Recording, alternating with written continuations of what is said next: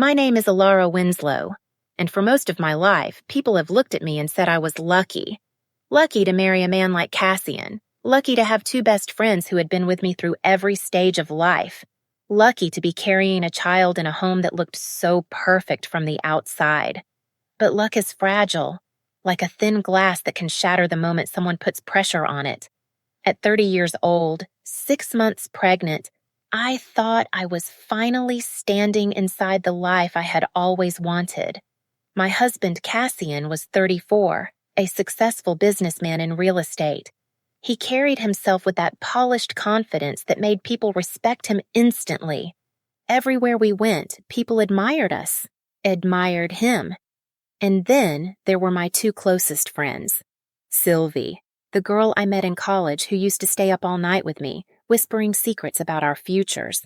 She was a reporter now, always with stories to tell. And Iris, my childhood friend, the one who knew my family, my past, every wound and every joy. She ran her own fitness studio, strong and vibrant in ways I sometimes envied. From the outside, it looked like I was wrapped in a circle of love and loyalty. A husband who adored me, friends who supported me, a baby on the way. What more could I have asked for? But sometimes, life waits until you are standing on the highest peak, just to push you into the deepest valley. I remember the day clearly. It was supposed to be an ordinary morning. I had a doctor's appointment, one of my routine checkups. The air smelled like spring, warm sunlight through the glass. Nothing that warned me my world was about to tilt. When I left the clinic, I ran into someone I had not seen for years, an old friend from college. We exchanged polite smiles, that awkward joy of recognizing someone you almost forgot. She glanced at my belly, widened her eyes, and congratulated me. We talked about small things, her job, my pregnancy, just the kind of casual conversation you have when life seems simple. And then she said something, just one careless sentence that split my reality apart. "Oh, by the way, I saw your husband the other day. He was at the Grand Midtown Hotel. I thought you were with him, but then I realized he was with someone else. I am pretty sure it was Sylvie." She said it lightly, no malice, no suspicion, just an observation. But to me, it was like thunder exploding in a clear sky. For a moment, I just froze, smiling with lips that trembled. My hands pressed against my belly as if to steady both myself and the child inside me. I tried to laugh, to brush it off. "You must be mistaken," I said quickly. She only shrugged, the way people do when they are sure of what they saw but do not want to argue. And then we parted as if she had not just dropped a bomb in the middle of my life. I drove home in silence. The city outside my window blurred into colors I could not name. The voice of my friend echoed over and over. Cassian, Midtown Hotel, with Sylvie. It could not be true. It must have been business. It must have been something innocent. I repeated those thoughts like a prayer, whispering them to myself with every stoplight. Cassian would never do that to me, to us, not while I was carrying his child. And Sylvie, she was my best friend. We shared years of laughter, heartbreak, and promises. We swore we would always protect each other, but no matter how many times I tried to deny it, the seed had been planted. And once a seed of doubt is planted, it grows in silence, stretching its roots through every corner of your heart. When I walked into our house, everything looked the same. The polished counters, the fresh flowers Cassian liked to display, the framed photos of us smiling. But it no longer felt the same. The walls seemed thinner, the air heavier, as if the truth was already hiding inside, watching me. I sat down on the couch and touched my belly. The baby kicked gently, as if reminding me that I was not alone. Tears pricked at the corners of my eyes, though I forced myself to blink them back. I whispered softly, almost afraid of my own voice. "I want to believe it was nothing. I want to believe your father would never betray me, never betray you. But something inside me has changed. I cannot look at him, or at her, without wondering what is hidden beneath their smiles.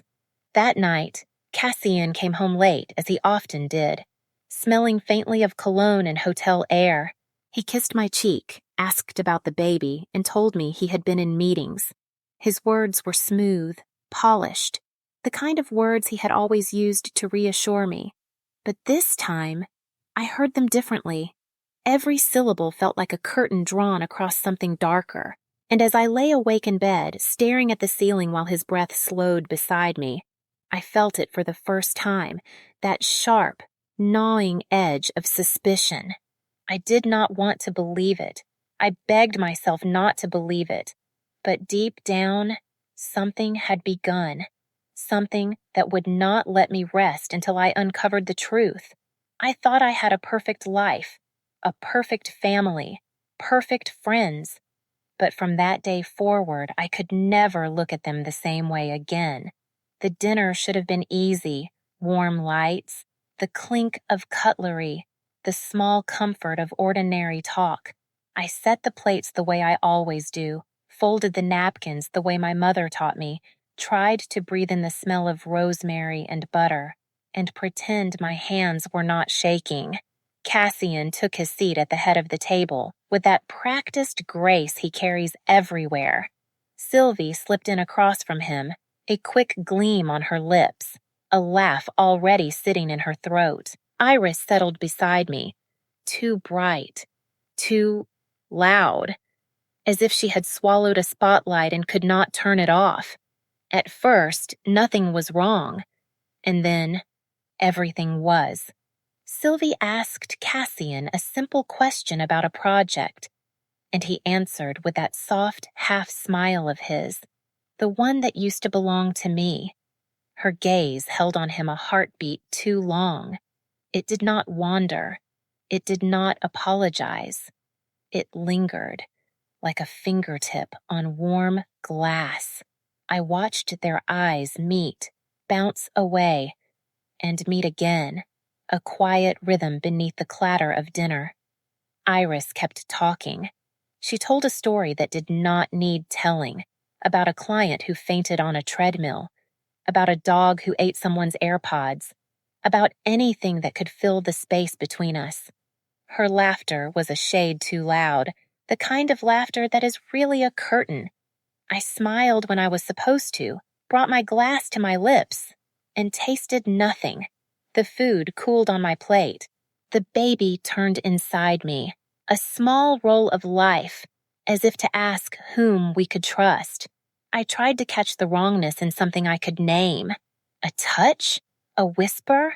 There was nothing obvious, only the electricity of something hidden. Sylvie's hand brushed a stray hair behind her ear, while she watched him. Cassian poured her wine before mine. Without thinking, Iris jumped in with another joke, a flare of noise that wiped the air clean for a moment, and then let the scent of tension settle again. It was all so small, and yet it was everything. When the door finally closed behind them, silence fell like powder. Cassian kissed my temple, said he had emails to finish, said he might work late tomorrow, said all the things that sound harmless until you weigh them in your hands and realize they are heavier than they should be. He fell asleep fast, the way men do when they believe the world is arranged for them. I lay beside him and stared into the dark until the ceiling blurred. I told myself to sleep. I told myself to be kind, to be patient, to let the heart slow. But the mind is a cruel animal when it smells blood. The words I had heard at the clinic returned, soft and poisonous. Hotel, Sylvie, Midtown. My pulse kept counting, even when I begged it to stop. Somewhere near dawn, the calm I was pretending to hold crumbled.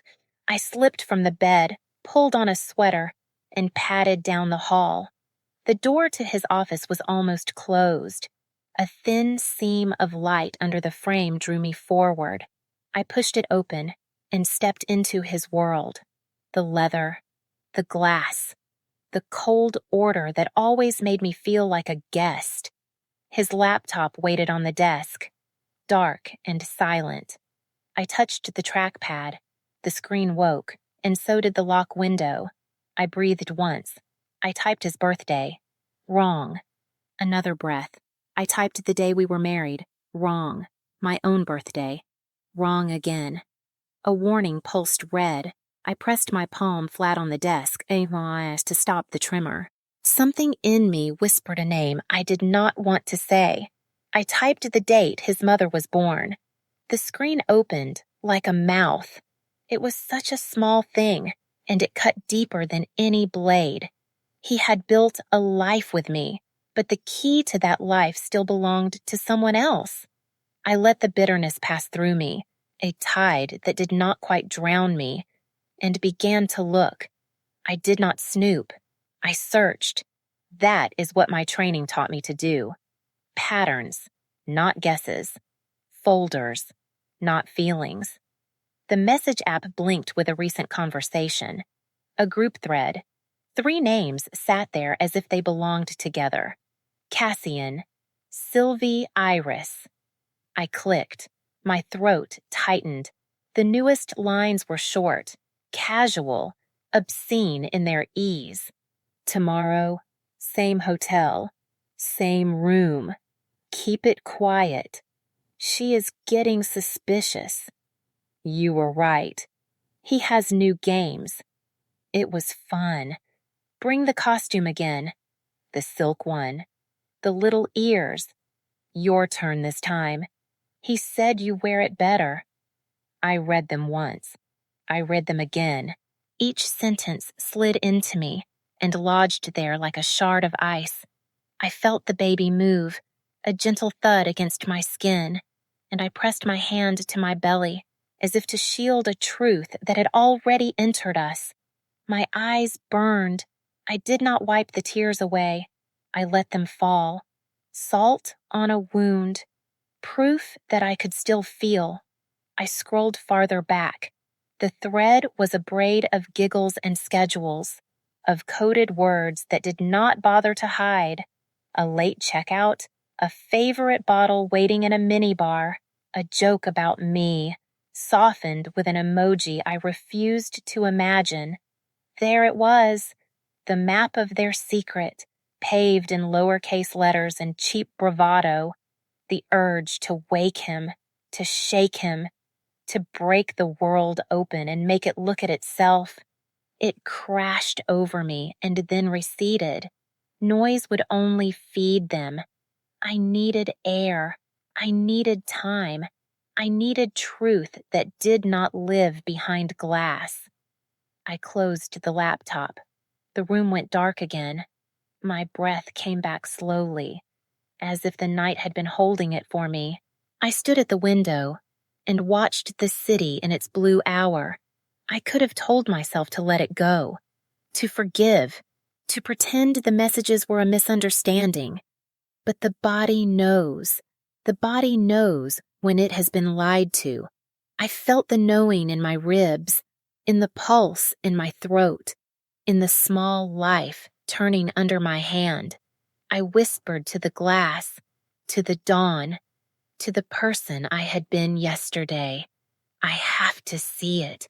I have to see them, not words on a screen, not a rumor from a friend, not a feeling that could be blamed on hormones or fear.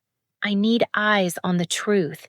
I need the elevator doors, the key card, the way they will not look around because they think they are safe. I turned off the thin band of light and closed the door. In the quiet corridor, I became someone I had not met before.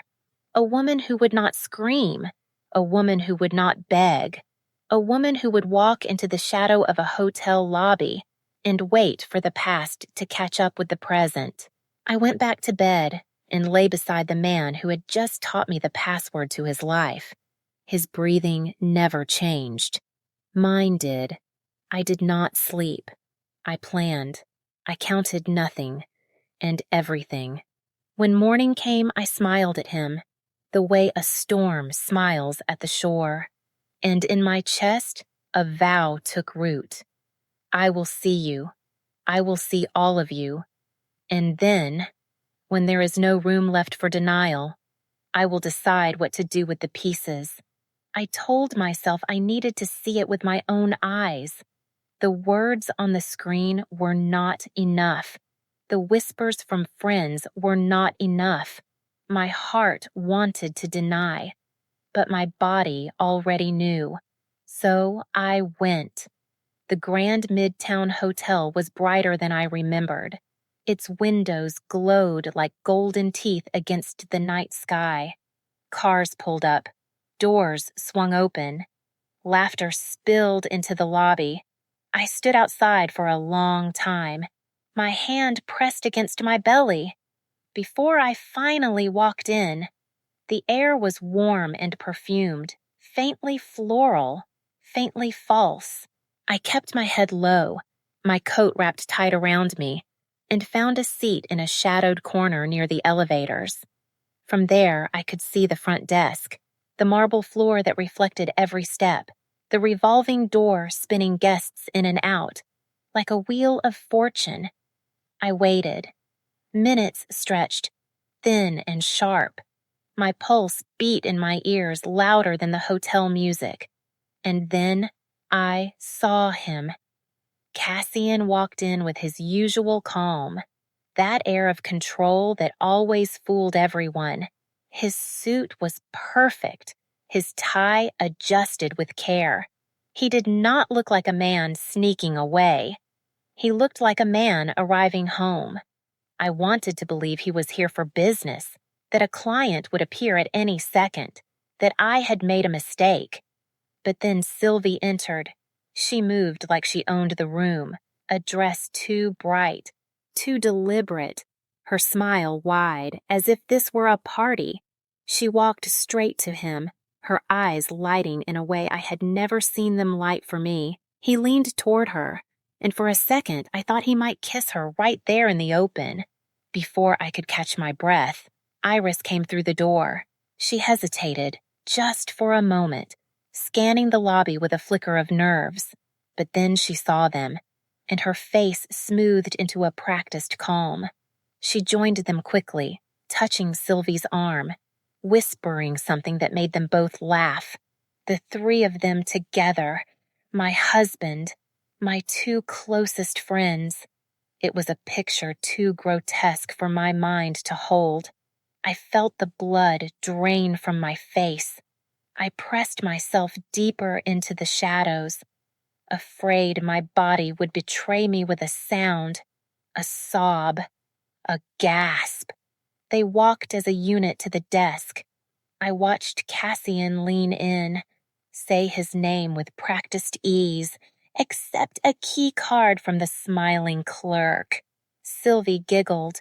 Iris tucked her hair behind her ear, glanced around like a thief. Then the three of them turned toward the elevators. I gripped the edge of my chair as the doors slid open. Cassian stepped inside first. Sylvie followed, brushing her hand against his arm. Iris last, a quick, nervous smile, and then the doors closed. The metal reflected their faces for a second. And then, nothing.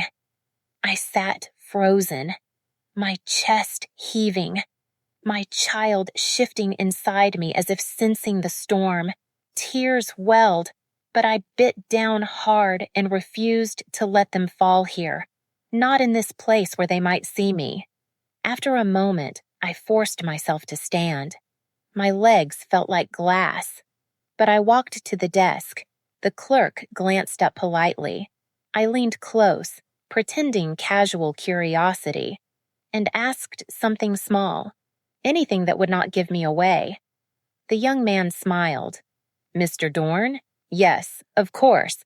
He stays with us often, every week actually. We keep the same suite reserved for him. His words sliced through me like cold steel. Every week reserved, not chance, not accident, routine. I thanked him with a voice that did not sound like mine.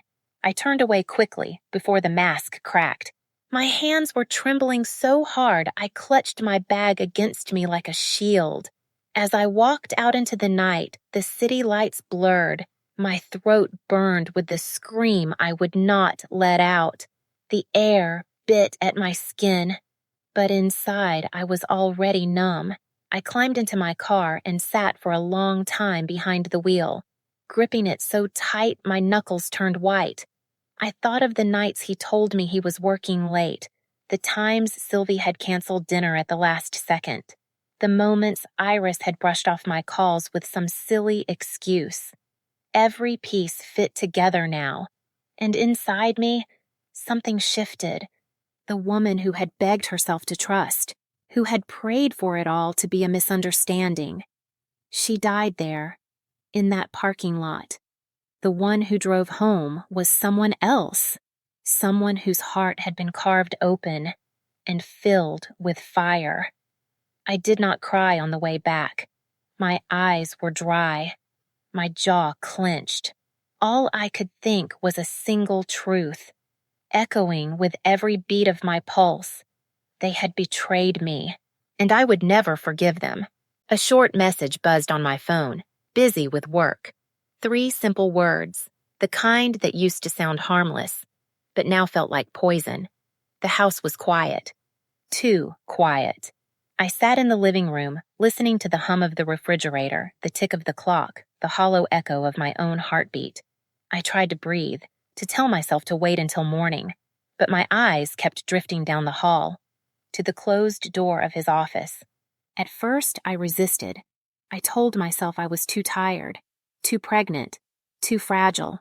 But something stronger than fear pushed me to my feet. I walked slowly, each step louder than it should have been.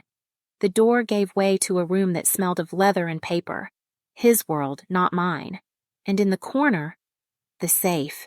That safe had always bothered me. He said it was for important contracts, for the protection of our future. But standing there in the dark, I knew it held the kind of truth he would never speak. I knelt in front of it, my fingers trembling on the keypad. I typed his birthday. Wrong. I typed our wedding date. Wrong. I typed my birthday. Wrong again. The red warning light blinked. My chest tightened. I closed my eyes and thought of the one person he worshipped more than anyone else. His mother. I entered her birthday. A sharp click answered me. The door swung open. The sting of that detail cut deeper than the sound of betrayal. He had chosen her day, not ours, not mine. Even the code to his secrets belonged to her. Inside was no stack of money, no gold bars, only a single black USB in a plastic sleeve. I held it up to the light, my breath shaking. It looked so small, yet heavy as a stone. With a silent prayer, I slid it into his laptop. The screen came alive with folders. I opened the first. Rows of numbers filled the page. Construction costs inflated to absurd amounts. Invoices for equipment that never existed. Payments approved in his handwriting. The next folder, contracts with companies I had never heard of. I searched the names in my mind. Nothing real. Shell firms, empty doors. A maze designed to hide what could not be shown. Then came the transfer logs. Wire instructions split into smaller amounts, routed offshore. Accounts in places where money disappears. Cayman. Belize. Islands with no faces, only numbers. Notes in his clipped voice. Done, confirm, repeat. I felt my blood turn cold. This was not just betrayal in a bed. This was a man who had sold his soul line by line, number by number. He had betrayed his marriage and the law. I sat frozen in the glow of the screen. The baby shifted inside me, a reminder that I was not alone, even in this room full of lies. Tears slipped down, but I did not bother to wipe them away. Slowly, I lifted my phone. Click. The spreadsheet. Click. The contracts. Click. The transfers. Each photo another nail in his coffin. I took them all. Every piece of proof captured in silence. When it was done, I pulled the USB free. For a moment, I wanted to keep it, to hide it in my drawer, but that would be a mistake. He would notice. Suspicion was the one thing I could not afford, so I placed it back exactly where I found it, angle precise, sleeve closed, safe door shut. I entered the same code, his mother's birthday, and let the lock bite down. The room looked unchanged, but I was not. I stood in the darkness, breathing hard.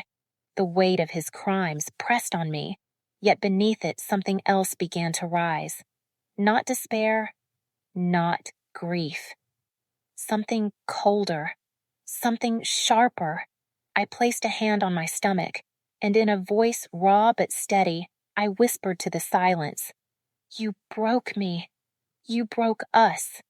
But I will break you worse. I will take everything from you. Your money, your empire, your name. You will lose it all." The words tasted like iron, like blood, like fire, and for the first time since the night my world cracked, I felt strong. I left the office and closed the door behind me. The house was quiet again, but now it belonged to me. He did not know it yet, but the war had already begun. I walked back to bed, my phone heavy with evidence. I lay down in the empty space he had left, eyes wide open. Sleep would not come. Only a vow, etched deep in my chest. From this night forward, I was no longer his wife. I was his reckoning. After the night I opened the safe, after the numbers and the contracts burned themselves into my mind, I knew one thing with absolute certainty. I could not fight this war alone. I needed someone I could trust, someone who knew the language of the law, the language Cassian had always used as his shield. And a name came to me. Marcy Holt. Marcy had been my friend in college. Sharp, ambitious, the kind of woman who always walked into a room as if she belonged there. We had drifted apart over the years as life pulled us into different circles, but I knew where she was now. A lawyer, specializing in family law and finances, exactly what I needed. I called her. My voice shook, but I managed to ask for a meeting. She did not ask questions over the phone. She only gave me a time and a place. The next morning, I sat across from her in a quiet cafe. The smell of roasted beans clung to the air, but my stomach was too tight to notice. She looked at me, really looked at me, and I broke. The words poured out: the hotel, the group chat, the safe, the USB. My hands trembled as I slid my phone across the table, showing her the pictures I had taken. She studied each image carefully, her face unreadable. Then she leaned back, her eyes calm and steady. "Elara," she said softly, "if you want to win, you have to make this legal. Do not let emotion carry you. Turn what you know into evidence, something no court can deny." Her words settled into me like iron. I had been running on pain and fury, but fury alone could not protect me. Law could. Following her advice, I hired a private investigator. A man Marcy recommended, someone who had spent decades uncovering lies behind polished doors. He listened quietly as I gave him the names: Cassian, Sylvie, Iris. He nodded once and promised he would bring me the truth in photographs and paper, not just whispers. The waiting was brutal. Each day felt like a year. But soon, the reports began to arrive. The first envelope contained photos. Grainy, but clear enough. Cassian holding the door of the Grand Midtown open while Sylvie slipped inside. Iris trailing behind them, eyes darting nervously toward the street. The next folder carried receipts. Room service charged to Cassian's card. Bottles of wine, expensive meals, a suite billed under his name. And then came the camera stills. Cassian and the two women stepping into an elevator together, their heads close, their laughter caught in mid-motion. I stared at those images until my vision blurred. Each page was another dagger. Yet instead of killing me, they hardened me. The pain was still there, raw and sharp, but beneath it grew a strength I had never known. When enough evidence had been gathered, I met Marcy again, this time at her office. Her desk was wide, covered in documents, each neatly arranged. On one side lay the investigator's work, the photos, the receipts, the security footage.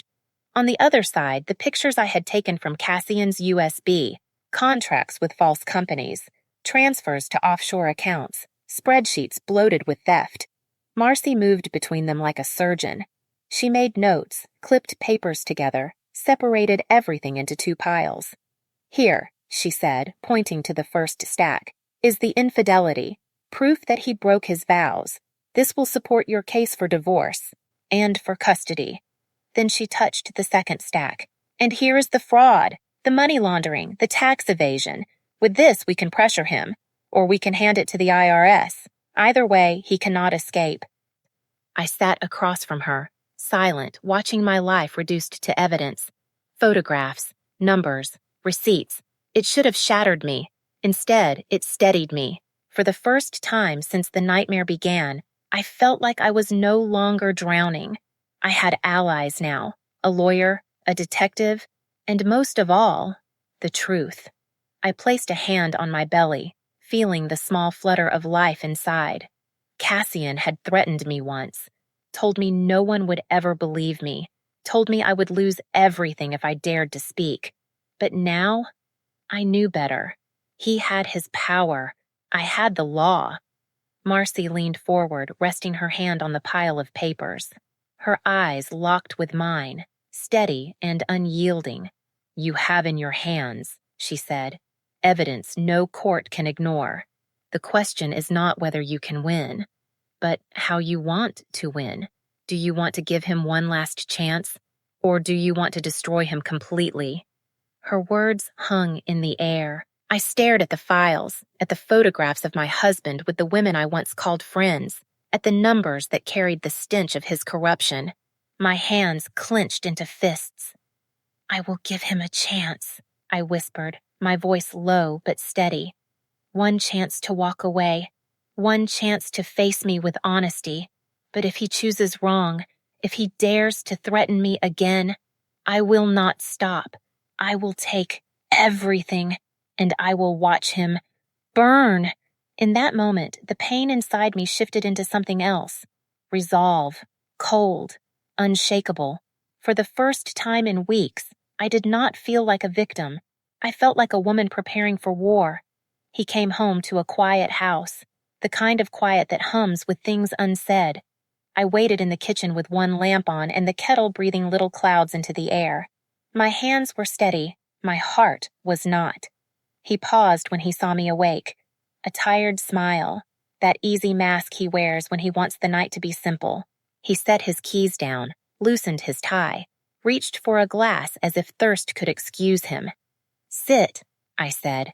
My voice was gentle, low, almost kind. Something in it made him obey. I looked at him the way a surgeon looks at a wound. No anger, no pleading, only the clean edge of truth. "I know," I said. "About Sylvie, about Iris, about the hotel." His eyebrows lifted a fraction. Then the smile returned, polished and bored. "Do not do this," he said softly. "You are imagining things." "I am not imagining." I let the words rest between us like a sealed envelope. "I am not here to fight. I am here to give you a door. Sign the divorce, quietly, cleanly. I will keep this private. I do not want our child to grow up with a father in prison." There was a silence that felt like a held breath. Then he laughed. Not loud, not amused, a neat sound trimmed of all feeling. He leaned back, measuring me. "Elara," he said, and he made my name sound small. "You are going to say I slept with both of your best friends. No one will believe you. If you divorce me, I will take the child, and you will walk away with nothing." The words did not shock me. They completed a picture I had already drawn. Still, something inside me flinched. The part that once trusted him to be human.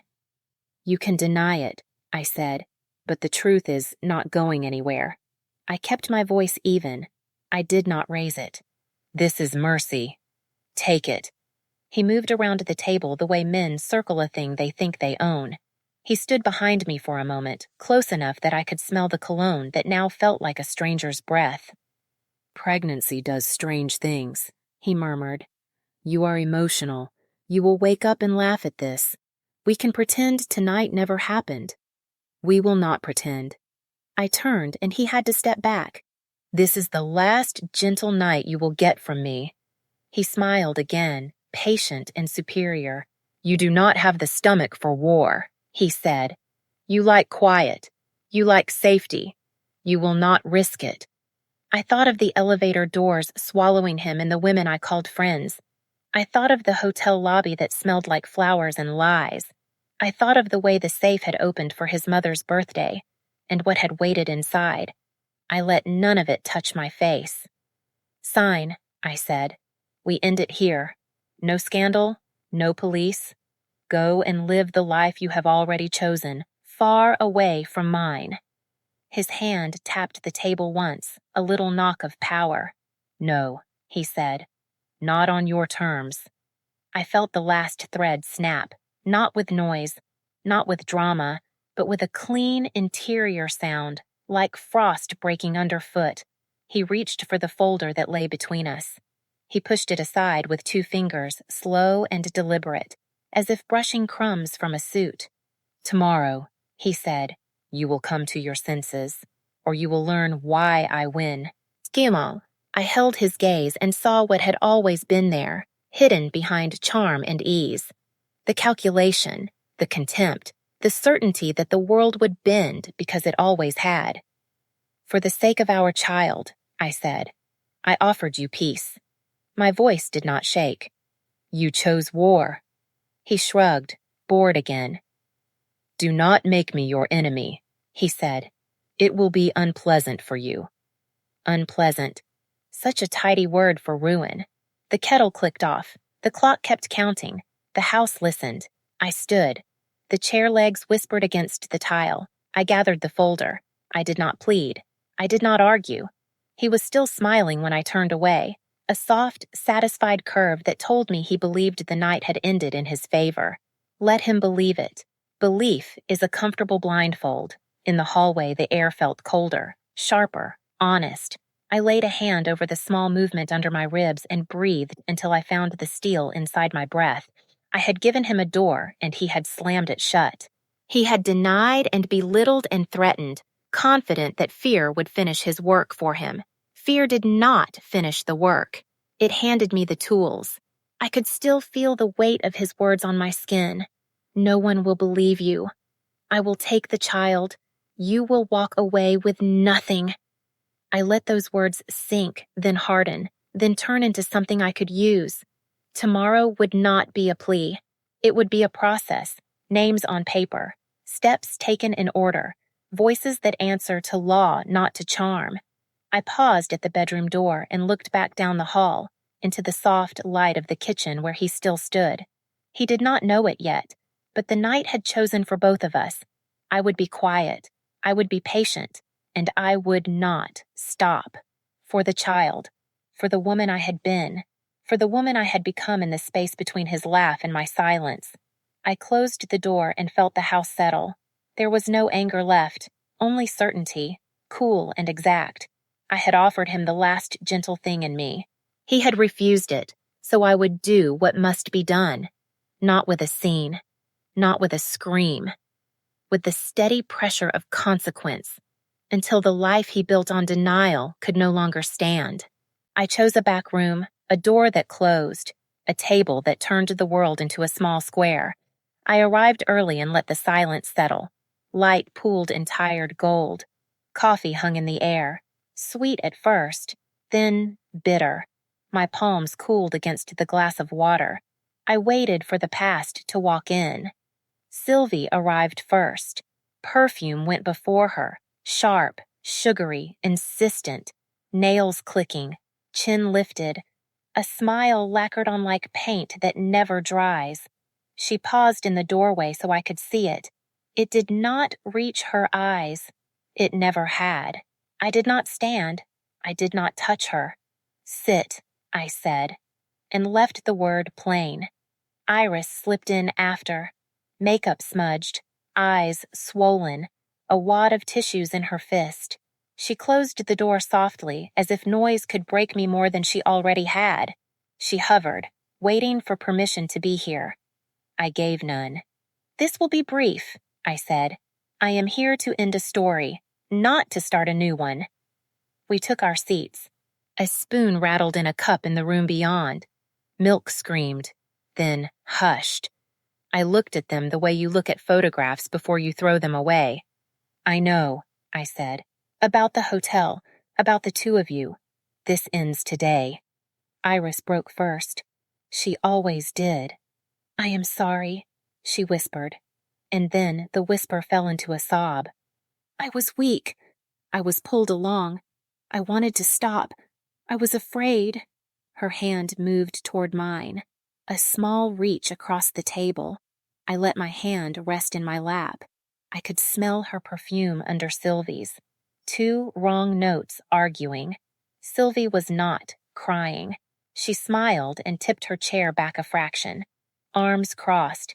Nails clicked again. A metronome for contempt.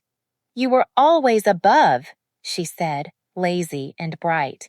In school, at work, everywhere. People looked at you. She leaned in, eyes shining to cut. Now he chooses me. There it was. Not confession, performance. Jealousy lifted like jewelry. I thought of dorm rooms and borrowed dresses. Of nights we whispered plans and swore we would pull each other up.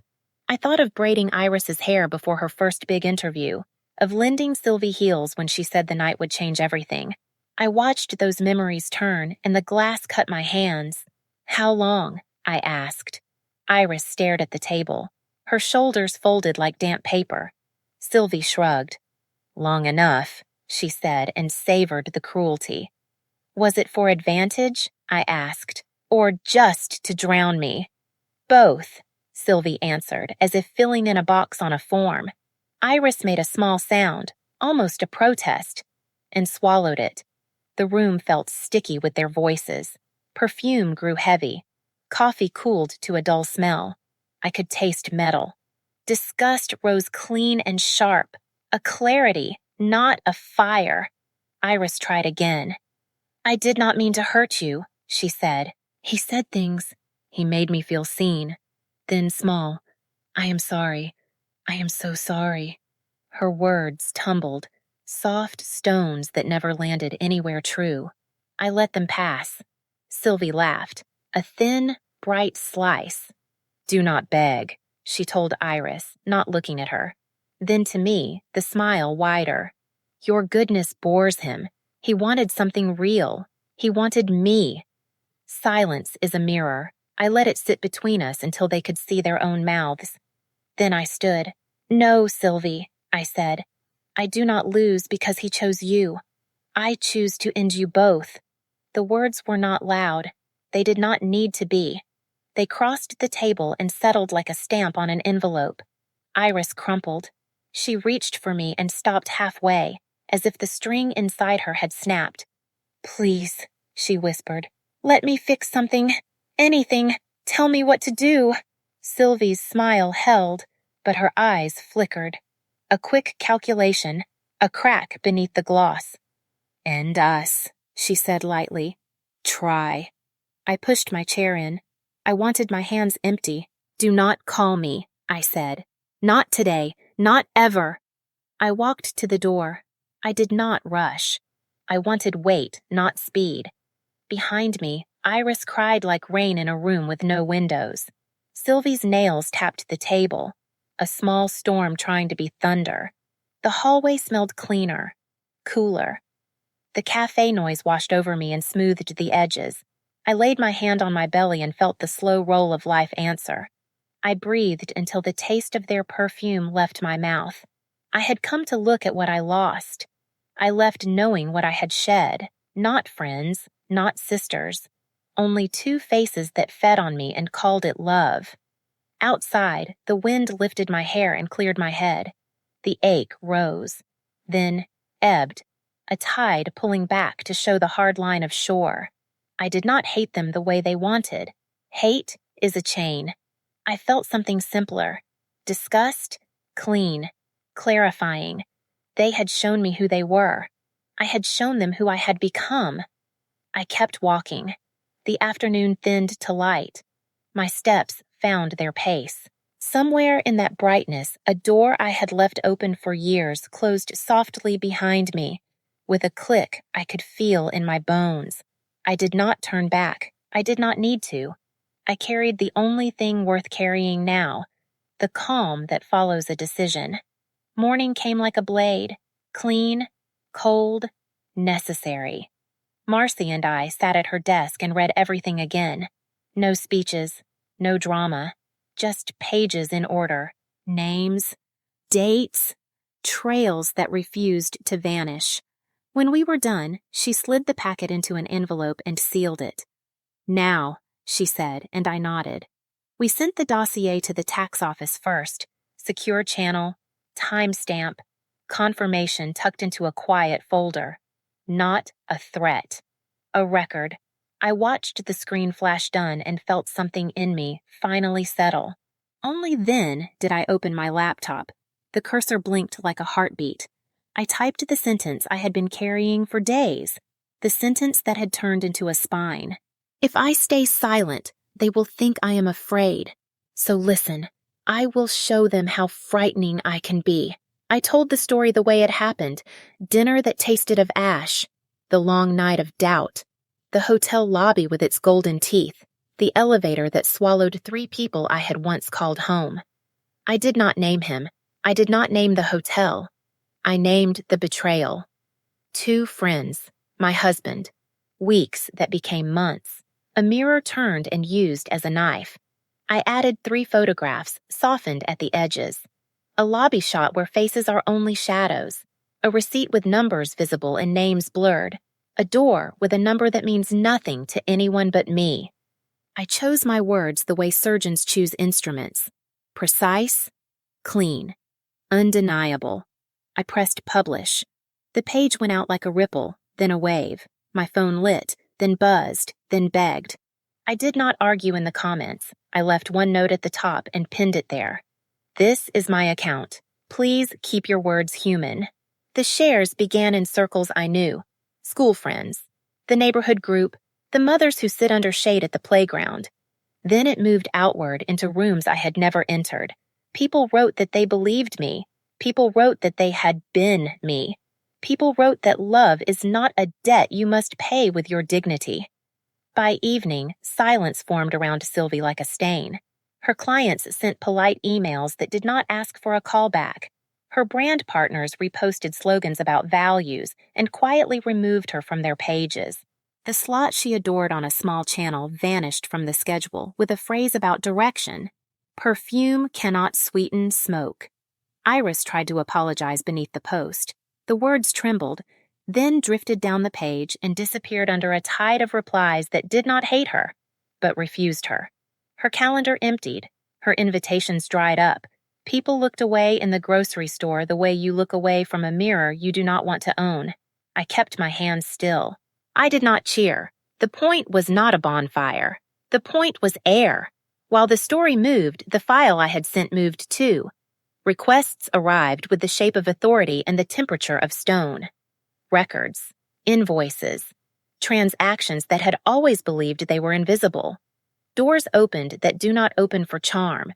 Numbers stood in rows and answered when asked. His company tried to breathe through it. Partners paused, then stepped back. A bank adjusted terms.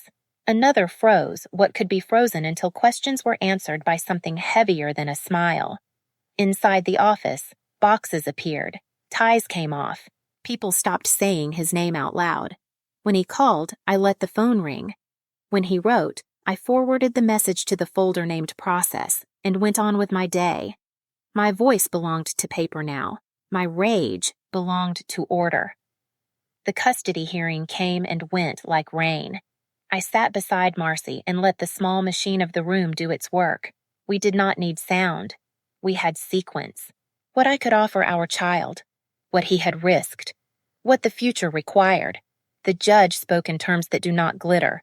Primary custody, support, division that recognizes both the marriage that was and the breach that ended it. I heard the words and felt the ground under my feet deepen. He left the courthouse with his head down, his jaw clenched against a world that would not bend. I did not follow. I did not look back. In the days that followed, my post kept moving, but slower now, like a current that has found its level. New messages arrived, quiet, grateful, from women and men who had once swallowed their own hurt to keep the peace. I typed thank you and meant it. I turned off my phone and folded tiny clothes that smelled like sun. Sometimes I drove past his building. They had taken his name off the glass. The space where it had hung looked cleaner than before. I imagined the echo inside, drawers empty, carpets neat.